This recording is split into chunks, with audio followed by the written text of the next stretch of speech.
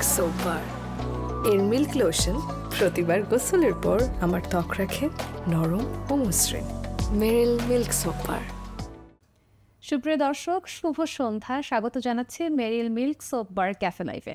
আপনাদের সঙ্গে হাজির হয়েছি আমি খান তাসদিন হাসান। যারা দেখছেন তাদেরকে বলেই আজকে আমাদের এখানে বেশ উৎসব মুখর একটা পরিবেশ, কারণ উৎসবের নির্মাতাকে আমরা নিয়ে এসেছি। গল্প করব তার সঙ্গে সিনেমা নিয়ে।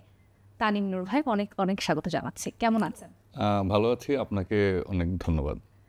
আমি প্রথমেই জানতে চাই যে এই যে সিনেমাটা, যে কোনো সিনেমা আমার কাছে মনে হয় যে শুরুতে মানে সিনেমা আসার আগে যে একটা হাইপ হয়, ওটাতে কিন্তু বাংলাদেশের মানুষ সিনেমা দেখতে যায়। কিন্তু এই যে ধীরে ধীরে আস্তে আস্তে আস্তে আস্তে কি হবে না জেনে এখন উৎসবে যে একটা বিশাল পর্যায়ে ছড়িয়ে গেছে। বিশেষ করে যদি আরেকটা সিনেমার কথা বলি, তাণ্ডবকে ছাড়িয়ে যাচ্ছে। এটা আসলে কেমন লাগছে আপনার? ভেবেছিলেন কিনা, আসলে পরিকল্পনা এরকম ছিল কিনা? এরকম কিছু একদমই এরকম কোনো পরিকল্পনা ছিল না। আমরা যখন ছবিটা আসলে ঈদে রিলিজ দেবো, এটাই ছিল আসলে মূল পরিকল্পনা, যেভাবেই হোক। এরপর আশা ছিল যে দর্শকরা কিভাবে গ্রহণ করে, কিন্তু এত ভালোবাসা পাবো এটা আসলে মানে কখনোই স্বাভাবিকভাবে এটা তো আশা করার কোনো কারণ নেই। এটা খুবই খুবই অভাবনীয় আমি বলবো। যদি আপনি যে বলছেন যে এত ভালোবাসা পাবেন চিন্তা করেননি, এটা চিন্তা আসলে কেন করেননি? এত বড় স্টার কাস্ট নিয়ে কাজ করেছেন, এতগুলো মানুষকে একসঙ্গে জড়ো করাও মনে হয় এত বিশাল একটা ব্যাপার। আমরা একসঙ্গে এতগুলো তারকাকে দেখেছি, সেই জায়গা থেকে মনে হয়নি যে আসলে না, মনে ক্ষীণ আশা ছিল আসলে। আচ্ছা, যেটা হয় আর কি বাংলাদেশের সিনেমা, মানে আমরা কিছুদিন যাবত যা দেখে এসেছি, কিছু বছর যাবত যে তারকা নির্ভর বা সুপারস্টার নির্ভর সিনেমাই বেশি চলে, সেই জায়গা থেকে ঈদের সময় রিলিজ দিলেন শাকিব খানের সিনেমার সঙ্গে, ভয় করেন একটু? না, কারণ আসলে আমাদের ছবি তো বিভিন্ন রকমের হয়। সাকিব খান বা রায়হান রাফির ছবিটাও অসম্ভব সুন্দর একটা ছবি, সেটা একটা জনারের। আমার ছবিটা তো একদম ভিন্ন আর কি। তো এখানে তো আসলে প্রতিযোগিতার কোনো প্রশ্নই আসে না। তারপর অনেকে বলছে আপনি একটা ট্রেন্ড সেট করে দিলেন যে আসলে দুই ধরনের সিনেমায় দুইভাবে দুই দিক দিয়ে সফল হতে পারে। হ্যাঁ, আমার কাছে কিন্তু সবসময় এটা মনে হয়েছে, সিনেমা তো বিভিন্ন রকমের হয়, সবসময় তাই হয়ে এসছে। মানে সেটা অ্যাকশন ফিল্ম হতে পারে, থ্রিলার হতে পারে, সামাজিক ছবি, কমেডি, হরর, মানে যে কোনো কিছুই হতে পারে। তো কাজেই এবং সব রকমের ছবি আসলে থাকবে, হবে, এবং এটাই কিন্তু সব থেকে সুন্দর ব্যাপার আমার কাছে মনে হয়। কারণ দর্শকও তো সবাই একরকম না, সবার এক একজনের রুচি এক এক রকম। তানিম ভাই, যেটা হয় যখন দুই ধরনের দুটো সিনেমা আসে, দুই ধরনের দুই ধারার দর্শক যায়। ধরেন আপনি তাণ্ডবের দর্শক, আমি উৎসবের দর্শক। আমার কাছে মনে হয়েছে এবার একই ধরনের দর্শক দুটো সিনেমাই দেখেছে। এটা কিন্তু আমি অনেক দেখেছি। হ্যাঁ, আমিও তাই দেখেছি। এটা কিন্তু খুব সুন্দর একটা ব্যাপার আমার কাছে মনে হয়, যে এটা মানে আসলে গত ঈদে, রোজার ঈদে যে ছবিগুলো আসলো, সেগুলো কিন্তু আমাকে খুব ইন্সপায়ার করেছে। যে সেই ছবিগুলো যে সাফল্য, সে বরবাদ, দাগি বা জঙ্গলি, চক্কর, এবং মানুষ যেভাবে মানে হলে সে হুমড়ি খেয়ে পড়েছে, আবার সেই টিকিটের জন্য হাহাকার, এবং যেই মানুষের যেই উত্তেজনা সিনেমা নিয়ে আর কি, সেটা কিন্তু আমি দেখেছি। বরবাদেই তো আপনার রাজশাহীতে আমাদের প্রি প্রোডাকশনে গিয়েছিলাম, দেখলাম তো ভেতরে মানে বিরাট, মানে বাইরে যদি 1000 জন, তো ভেতরে 1000 জন আর কি। মানে এইরকম উৎসাহ নিয়ে, উদ্দীপনা নিয়ে মানুষ ছবি দেখতে আসে। তো এগুলো কিন্তু আমাদের জন্য খুবই খুবই চমৎকার একটা ব্যাপার আর কি, খুবই ইতিবাচক ব্যাপার। এবং সেই জন্য তো সাহস করে এই ঈদে দিয়ে আসলে এখানে আসলে আমার সামনেই দেখলাম যে একটা সিনেমা যখন দর্শক দেখছে, হুমড়ি খেয়ে পড়ছে, আস্তে আস্তে অন্য সিনেমার প্রতিও আগ্রহ বাড়ছে, নির্মাতারাও তত সাহস করে ভালো ভালো কাজ করছেন। আমরা আরেকটু উৎসবের নির্মাণ নিয়ে জানতে চাই, যদিও একটি অনুপ্রাণিত গল্প। তারপর আপনার কাছে কেন মনে হলো যে আমি এরকম একটি গল্প, একদম ভিন্ন, এরকম সিনেমা আমরা আগে কখনোই দেখিনি? এই চিন্তা আপনার মাথায় কি করে আসলো? আসলে সেই চিন্তা এসে তো এই ক্রিসমাস ক্যারল থেকে এটা অ্যাডাপ্ট করেছি। এটা আমি ছোটোবেলায় পড়েছিলাম, এটা অনেকবারই পড়েছি, এবং পরবর্তীতে এটা নিয়ে অনেক সিনেমা, থিয়েটার, অনেক কিছু হয়েছে। এটা সবাই আমরা এটাও কম বেশি জানি।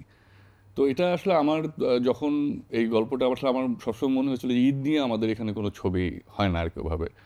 মানে আমরা ক্রিসমাস নিয়ে বা অন্যান্য উৎসব নিয়ে কিন্তু প্রচুর সিনেমা হয়। আমাদের দেশে কখনো কেউ ঈদ নিয়ে সিনেমা করেনি, বা ঈদ এই বিষয়টাও সিনেমাতে ওভাবে হ্যাঁ কিন্তু ঘিরে হচ্ছে না, হয়নি কখনো আর কি। তো আমি ভাবলাম যে আচ্ছা, এটা তো ক্রিসমাসকে ইয়ে করে, তো আমি এটা আমাদের দেশের, মানে সেটার গল্প সেটিংস তো 1842-43 সালের লন্ডন, আর আমি সেটাকে আসলে এই বর্তমান সময়ের মোহাম্মদপুরে হচ্ছে যে সেটার কনটেক্সটে মানে এটা ফেলি।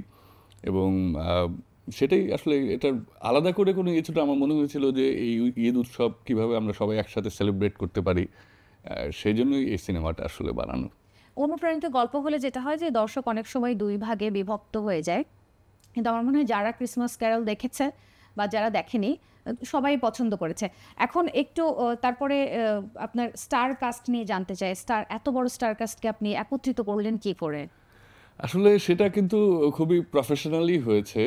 মানে এটার স্ক্রিন প্লে তো লেখা শুরু হয়েছে গত বছর ফেব্রুয়ারি মার্চে আমরা প্রথম আইডিয়াটা এটা হয়, তারপর থেকে সেটা লেখালেখি শুরু হয় এবং লেখার সময় আসলে আমরা কারা অভিনয় করবে সেটা মাথায় চলে আসে, আসলে ওটা ভেবেই লিখতে বসি আর কি। হ্যাঁ, তো ওই জাহিদ হাসান ভাই যে এই ক্যারেক্টার, এটা কিন্তু ওনাকে হ্যাঁ হ্যাঁ মানে আমরা যে লেখার আগে গল্প ভাববার সাথে সাথে যে উনি এটা বা গানগুলো যে এই গান বসবে, এই গানটা থাকবে, এগুলো বা এরা অভিনয় করবে, এগুলো কিন্তু আগে থেকেই ইয়ে করে এবং তখনই যোগাযোগও করি, সবাইকে জানি এবং এটা আসলে আমি খুবই কৃতজ্ঞ তাদের সকলের প্রতি। তারা প্রত্যেকেই অসম্ভব মানে উৎসাহের সাথে, আনন্দের সাথে এবং খুব সিরিয়াসলি কাজটা করেছে এবং যার ফলে আসলে আমার মনে হয় যে সেটার ছাপ বা সেটা পর্দায়ও দেখা গিয়েছে। এবং আমি বলবো যে এটা আসলে কমপ্লিটলি একটা টিম ওয়ার্ক। আসলে ফিল্ম মেকিং তো আসলে একা করা যায় না, সবাই মিলে করতে হয়। তো সবাই যখন একসাথে এই সম উৎসাহে এগিয়ে আসে তখনই কিন্তু আসলে জিনিসটা হয়তো আরও ভালো হয়ে ওঠে। আপনার সিনেমা বানানোর স্বপ্ন আর গল্প আর একটু জানবো, তার আগে এখানে একটা গেম খেলতে চাই আমরা। এখানে কয়েকটা চিরকুট রাখা আছে, 3টে চিরকুট আপনি তুলে দিবেন আমাকে, আমি আপনাকে 3টে প্রশ্ন করবো, আপনি এড়িয়ে যেতে পারবেন না। ওকে, একসাথে 3টা তুলবো নাকি আগে একটা? একসাথে 3টে তুলতে পারেন, কোনো অসুবিধা নেই নাকি এটা? ওকে ঠিক আছে, 3টা 4টা হয়ে গেছে। উৎসব মহোৎসবে রূপ নেয়ার কারণ আপনি কি মনে করেন মোটা দাগে? আমার কাছে মনে হয় যে এই পরিবার নিয়ে যে দেখার যে বিষয়টা আমরা আহ্বান করেছি, এটা মানুষকে আসলে ভীষণভাবে উদ্দীপ্ত করেছে। ছবিটা বাংলাদেশের দর্শক আমার মনে হয় অনেক দিন পায়নি এরকম একটা জিনিস, খুব সুন্দর। হ্যাঁ, এটা আমি জানতে চাইলাম, জাহাঙ্গীর চরিত্রের সঙ্গে কি আপনার কোনো মিল আছে? কি কি মিল আছে? না আসলে সেভাবে তেমন কোনো মিল নাই আসলে, সত্যি কথা যেটা। আর এটা আসলে আবার একই সাথে যে জাহাঙ্গীরের মতো তো সবাই আমাদের ভেতরে কম বেশি জাহাঙ্গীর আসলে আছে আর কি। হ্যাঁ, সো আমরা তো কেউই আসলে সম্পূর্ণ ভালো বা মন্দ না, মানে মিলেমিশেই তো ভালো মন্দ মিলিয়েই তো মানুষ, তো সেই অর্থে তো অবশ্যই আছে। আচ্ছা, আমি মনে হয় যারা সিনেমা দেখেছেন তারা কয়েকটা জাহাঙ্গীর আশেপাশে খুঁজে পাবে। উৎসব পরিবার ছাড়া কেন দেখা নিষেধ? এটা আসলে আমার নিজের, আমি যখন ছোট ছিলাম 90 দশকে, তখন কিন্তু আমি আমার পরিবারের সাথেই প্রথম সিনেমা দেখতে যাই। সো যেটা আমাকে আসলে সিনেমার যেই লার্জার দ্যান লাইফ বা অন্ধকার ঘরে বসে বিরাট বিরাট, আমার মনে আছে সেটা আমি যখন প্রথম সিনেমা আমি দেখেছি শ্যামলী সিনেমা হলে। কি সিনেমা দেখেছিলেন? সিনেমার নাম মনে নেই, কারণ তখন আসলে আমি বোধহয় ক্লাস 1-2-তে পড়ি। তো সেটা শাবানা ছিল, এটা মনে আছে আর কি। এবং উনি পুলিশ ছিলেন এবং একটা অ্যাকশনও ছিল, কাজ ভেঙে, আপনার হোন্ডা নিয়ে কাজ ভেঙে যে ইয়ে হয়। তো খুবই মানে আমার জন্য সেটা ছিল একটা অসাধারণ মানে এক্সপেরিয়েন্স, যে আমি এর আগে তো কখনো এত বড় মানে মানুষ দেখি নাই পর্দায়, বিরাট বিরাট মানুষ আর কি। তো সেখান থেকে তারপর সালমান শাহর অনেক ছবি দেখেছি আমরা আমার বোনদের সাথে, ফ্যামিলির সাথে। তো এরপরে তো আসলে ছবি দেখা ইয়ে হয়ে যেত। আমার কাছে মনে হয়েছিল যে কীভাবে আসলে এই যে ফ্যামিলির সাথে আমি যেভাবে দেখতাম সিনেমা আর কি, তাহলে এখন যদি আবার আমি এই একই জিনিসটা ঘটাতে পারি, তৈরি করা যায় আর কি। কারণ আমি ওই স্মৃতিটা আসলে আমার খুব সুন্দর স্মৃতি, যে যখন আমরা একসাথে সিনেমা দেখতাম। অবশ্যই। একটা ছোট্ট বিরতি নিচ্ছি তানিম ভাই, আপনার কাছে আবার ফিরবো। দর্শক, গল্প করছি তানিম নূরের সঙ্গে, উৎসবের আরও গল্প জানবো, আপনি কোথাও জানবেন না। নিচ্ছি ছোট্ট একটা বিরতি। মেরিল মিল্ক সোপ বার, এর মিল্ক লোশন প্রতিবার গোসলের পর আমার ত্বক রাখে নরম ও মসৃণ। Meril milk soap bar. ফিরে এলাম ছোট্ট একটা বিরতির পর। দেখছেন Meril milk soap bar cafe live. গল্প করছি নির্মাতা তানিম নূরের সঙ্গে। প্রথমে যেটা বলছিলাম যে আপনার সিনেমা নিয়ে আসলে স্বপ্নটা কি, পরিকল্পনাটা? আমার সিনেমা নিয়ে পরিকল্পনা আসলে একের পর এক সিনেমা বানানো। আমি খুব ছোটোবেলা থেকে আসলে সিনেমা আমি খুবই পছন্দ করতাম, দেখতে এখনও করি। আমি নিজেকে প্রথমত আগে দর্শক, তারপর পরিচালক। মানে সিনেমা আসলে আমাকে কীভাবে যেন আমি জানি না, আমাকে এমনভাবে সিনেমার ম্যাজিক আমার মধ্যে আসলে মানে আমাকে আকর্ষণ করেছে, সেটা খুব ছোট থেকেই। বা ধরেন আমার মনে আছে যে আমরা টাইটানিক হচ্ছে ঢাকাতে নিয়ে এসেছিল, এটা 98-এ, এবং মধুমিতা সিনেমা হলে তখন। তো সেটা বিরাট ইয়ে ছিল তখন, ডলবি সারাউন্ডিং সিস্টেম প্রথম বাংলাদেশে আর কি। তো আমরা তখন ক্লাস 10-এ পড়ি, আমি আর আমার এক বন্ধু নাকিব, আমরা দুজন দেখতে যাই সেটা, এবং গিয়ে দেখি যে টিকিট নাই, মানে আর তখন তো বিরাট হাইপ চলছে টাইটানিকের। হ্যাঁ, একটাই হল, মানে মধুমিতা তারাই নিয়ে এসছে। আচ্ছা আচ্ছা। তো সেখানে আমরা পরদিনের টিকিট পাই সকালবেলার, এবং এরপরে যখন দেখি তো তখন সেটা ছিল আমার আসলে সব থেকে আমার মনে হয় যে ফিল্মের দেখার যে এক্সপিরিয়েন্স, কারণ এর আগে আমরা যা দেখতাম সেগুলো আসলে প্রজেকশন ভালো ছিল না, সাউন্ড খুবই দুর্বল। তো এখানে তো দেখলাম যে মানে যেহেতু আধুনিক প্রজেকশন এবং ডলবি সারাউন্ডিং সাউন্ড সিস্টেম আর কি, সেটা একটা আমরা 4-5 বার আমার মনে আছে যে টাইটানিকই আমি দেখেছি আর কি। এবং সেই জিনিসগুলো আসলে আমাকে সিনেমার প্রতি আসলে আরও বেশি মানে আমার মনে হয় যে ইয়ে করে। একটু একটু নেতিবাচক কথা ছিল, অনেক ইতিবাচক কথা বললাম। উৎসব নিয়ে এমন কোনো মন্তব্য যেটা একটু একটু খারাপ লেগেছে বা দুঃখ লেগেছে, যে কথাটুকু কেন? না না না, একদমই না, কোনো কিছু নেই। না, ভালো মন্দ তো থাকবেই এবং সমালোচনাও থাকবে। আর আমি তো এরকম না যে আমি বিরাট প্রতিভাবান কোনো পরিচালক। সো কাজেই যারা যেসব সমালোচনাও আছে আমি সেগুলোকে খুবই ভালোভাবেই অ্যাকসেপ্ট করি। আর আমার কাছে মনে হয় যে আলোচনা সমালোচনা থাকবেই, সেটা খুবই স্বাস্থ্যকর ভালো ব্যাপার। আর একটু স্পেসিফিক করে বলি, এই যে শুরুতে যেটা বললাম যে তাণ্ডবকে ছাড়িয়ে গেছে, এটা বলার কারণ হচ্ছে তাণ্ডবের থেকে কম শো পেয়েছিল উৎসব, কিন্তু এরপরে তাণ্ডবের থেকে বোধহয় আয়ে এগিয়ে গেল, মাল্টিপ্লেক্সের আয়ে বোধহয় এগিয়ে গেল। এটা আসলে খুবই আনএক্সপেক্টেড, আমাদের কাছে আনএক্সপেক্টেড। আপনাদের পুরো টিম, আপনারা আসলে, আমরাও তো আসলে এটা ভাবিনি। এর মধ্যে আমাদের একটা কথা মাথায় রাখতে হবে, তাণ্ডবের কিন্তু পাইরেসি হয়ে গিয়েছিল, এবং যেটা আমি মনে করি যে আমাদের সিনেমার জন্য বিরাট একটা অশনি সংকেত।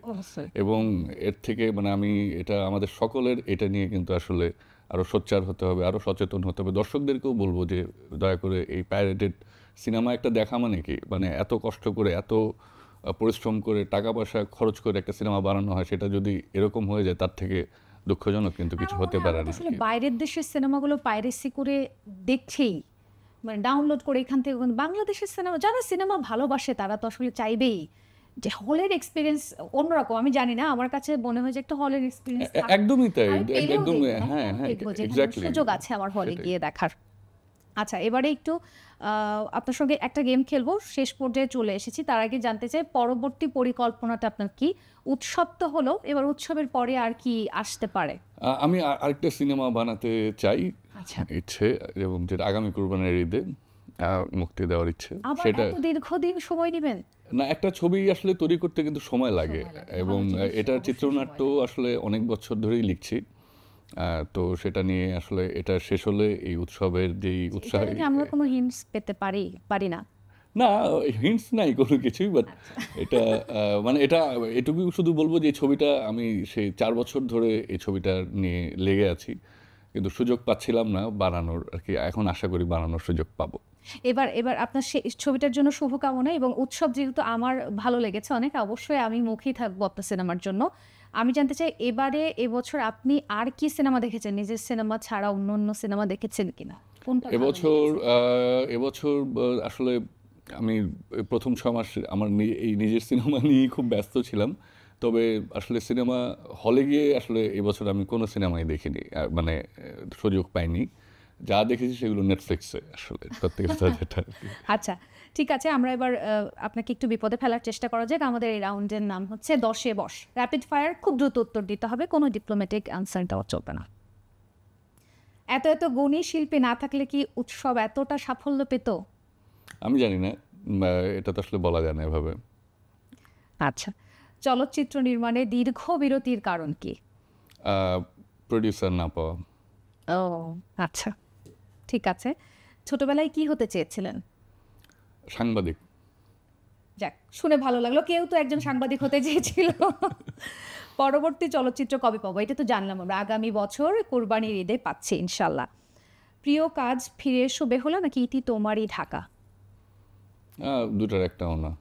তাই আমার জন্য এই দুটোর মধ্যে ইতি তোমারই ঢাকা। তাহলে আমরা একটা থার্ড অ্যান্সার নিই আপনার কাছ থেকে। আপনার প্রিয় কাজ কোনটা এখন পর্যন্ত?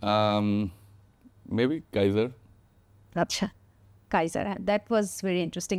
আপনি কি গেমস অ্যাডিক্টেড?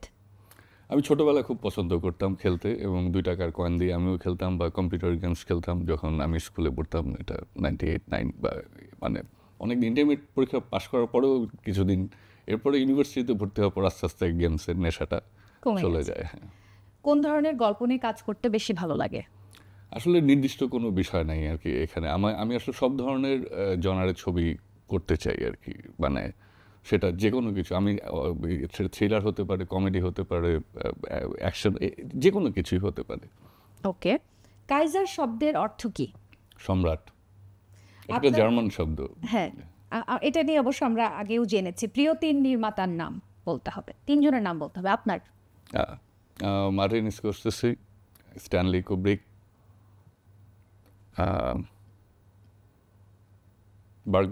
বার্গম্যান না, আমি এই যে 3টা বাংলাদেশে বললে, কারো একজনের নাম বললে বিপদে পড়ে যেতে হতে পারে। না আসলে না সেরকম কোনো কিছু না, তবে মৃণাল সেন। নিঃসন্দেহে। আচ্ছা, নিজের কোন কাজটি আপনি রিমেক করতে চান? কিছুই না, রিমেক করতে চাই না, আমি নতুন কিছুই করতে নতুন চাই। নতুন কাজ আসবে। আমরা শেষ করতে চাই, তার আগে আমি আমার একটা প্রশ্ন আপনার কাছে করতে চাই যে আসলে অনুপ্রাণিত। আচ্ছা, আমি একটা অ্যান্সার একটু আবার দিতে পারি? আমার প্রিয় 3 জন পরিচালক আসলে হ্যাঁ অবশ্যই। স্ট্যানলি কুব্রিক, মার্টিন স্কোরসেসি এবং বাংলাদেশে তারেক মাসুদ। খুবই সুন্দর, এটাও আমরা নিলাম। আচ্ছা, আমি যেটা বলছিলাম যে আপনার কাছে জানতে চাই যে অনুপ্রাণিত আর নকল এই দুটোর মধ্যে পার্থক্যটা কি? আসলে নকল হচ্ছে যে যেটা আপনি যদি সরাসরি হুবহু কোনো কিছু একটা মানে গল্প সহ সব কিছু একই রকম রেখে করে ফেলেন, তাহলে তো সেটা নকল। আর হতে পারে যে অনুপ্রাণিত যে কোনো ছবি দেখে, আমি নিজেও তো কত ছবি দেখে, যে যাদের নাম বললাম আমার প্রিয় পরিচালক, তাদের কত কাজ দেখেই তো আমি অনুপ্রাণিত হয়েছি। সেটা হয়তো কোনো না কোনোভাবে আমার কাজের মধ্যেও চলে আসে, তো সেটা তো খারাপ কিছু তো আমি মনে করি না আর কি। সেটা টেকনোলজিক্যাল ব্যাপার স্যাপার থাকতে পারে, বা গল্প বলার, আমি যেটা বুঝেছি গল্প বলার ধরনে অনুপ্রাণিত হতে পারে। হুবহু গল্প যেটা তুলে ধরা হয় সেটাই নকল। হ্যাঁ অবশ্যই তাই, হুবহু এটা গল্প। এটা কেন বললাম এটা আমি আপনাকে অফ ক্যামেরায় বলবো। আজকে আমি এখানেই শেষ করছি। আপনাকে অনেক ধন্যবাদ আপনাকে অনেক আমাদেরকে ধন্যবাদ। সময় দেওয়ার জন্য, এবং আপনার আগামী যে প্রজেক্ট আসছে তার জন্য অনেক শুভকামনা। অনেক অনেক ধন্যবাদ আপনাকে। দর্শক, আজকের আলোচনা এখানেই শেষ করছি। দেখা হবে পরবর্তী কোনো এপিসোডে। সে পর্যন্ত আপনি কোথাও যাবেন না, প্রথম আলোর সঙ্গেই থাকবেন। আর উৎসব যদি না দেখে থাকেন অবশ্যই দেখবেন। আমি আজকে এখানেই চলে যাচ্ছি। ভালো থাকবেন, সুস্থ থাকবেন।